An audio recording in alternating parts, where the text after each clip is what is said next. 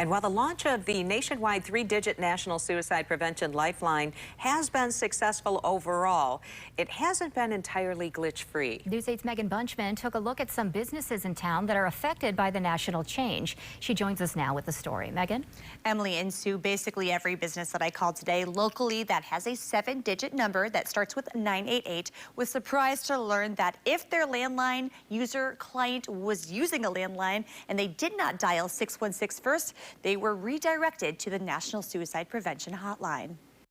The launch of the nationwide 3-digit hotline 988 has saved lives. You've reached the 988 Suicide and Crisis Lifeline. But when those who are trying to call a local business with a 988 prefix on a landline, if they don't use the area code first, they'll find themselves redirected. We are here to help. There are dozens of businesses in the Grand Rapids area that have a 988 prefix, including the Grand Rapids Public Library, the Fertility Center, Growing Smiles Pediatric Dentistry, and local allergist Dr. Vincent Dubrovic's practice. So if a landline caller forgets to use the area code,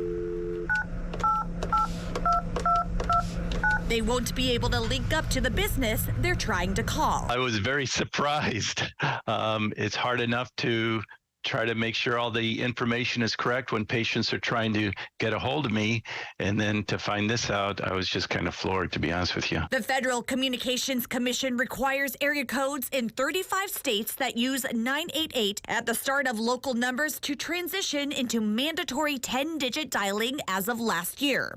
And while cell phone providers like Verizon rolled out the 10-digit dialing in October, your call cannot be completed as dialed. Landline providers have yet to keep up with the change. It was back actually in October of 2021 when people had to begin dialing their area code. If you lived in 616, 810, 906, or 989, you had to begin using your area code before you could dial any local number. Which is something that may cause confusion and even frustration for those wanting to connect to an area business. Most of the folks have cell phones, but again, the elderly folks, I mean, there's still a number of patients that call with the landline, we know. Dubrovic tells News 8 that he's had the same number for the past 20 years. He says he plans to put up signage in his office alerting clients of the change, but also wants landline providers to update their requirements too. I don't know why the landline providers don't have the same